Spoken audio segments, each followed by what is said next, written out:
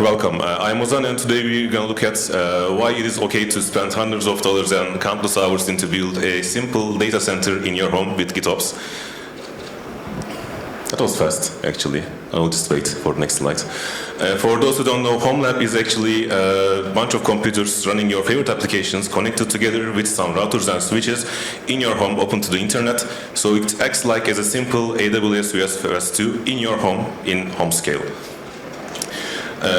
So why do we want to build a Homelab in my home?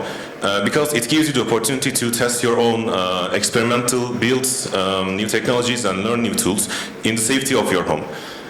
Because no one wants to break the production, right?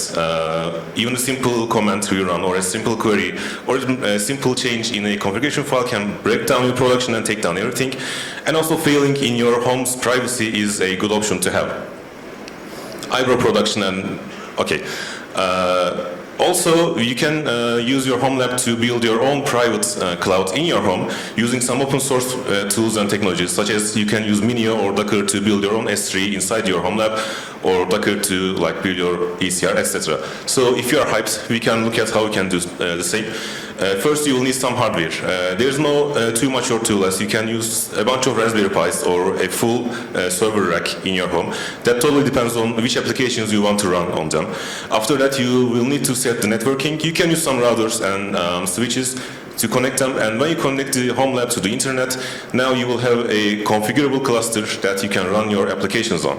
But before that, we need to do some security things, because when you connect your Homelab to the internet, it will be prone to external threats. So you will want to use some technologies and tools such as WireGuard, Tailscale, Cloudflare Tunnel, etc. to connect your Homelab from outside network safely. Before jumping into the applications, we may want to use some orchestration level up on the servers for obvious reasons. You can use Kubernetes for that. If you are using some lightweighting resources, you can use micro Kubernetes. We all love automation, and that's why you are here today, right? We want to use automation because I forgot what I will say here. We can use GitOps for that, because we don't want to manually update the configurations in our machines or deploy the applications manually over and over again.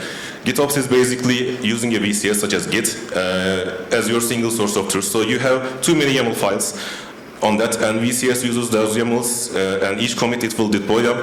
We have some tools in our GitOps toolkit, such as we can use GitHub Actions, GitLab CI as the main entry point of the automation, Argo CD or Flux to continuous deployment inside our Kubernetes cluster, Ansible and Terraform for infrastructure as code management. For example, we can use GitHub Actions as if you have some custom Helm chart for your custom application configurations, you can use GitHub Actions to create a workflow to automatically deploy your GitHub Helm charts into a Helm repository.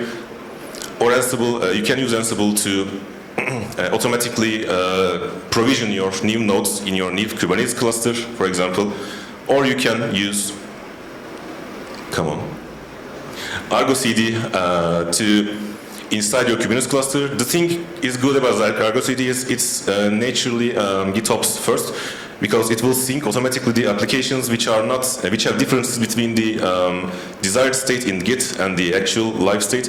Or you can use Terraform for other simple infrastructure as code stuff. For example, I use Terraform in my Homelab to manage my third-party applications that I use with my Homelab. For example, I use Tailscale, and I use Terraform to maintain Tailscale configurations. But how does GitOps help? First, it's a single source of truth, and because of that, it will maintain the synced states between your nodes. Also, because it is a single source of truth, it will automatically generate documentation. Okay, one thing to not forget about this is observability. As you will have more nodes over time, you will need some observability stack, because there will be some bottlenecks, and you will want to know where those come from. That's not the whole thing too, though. I tried to squeeze the whole Homelab hobby into 5 minutes. And once you are in the sky's the limit, you can use your Homelab, for example, to prepare for the CKD exams. That was all. Thank you for listening to me. That was the end of my 5-minute fame. Hope it was good. Thank you.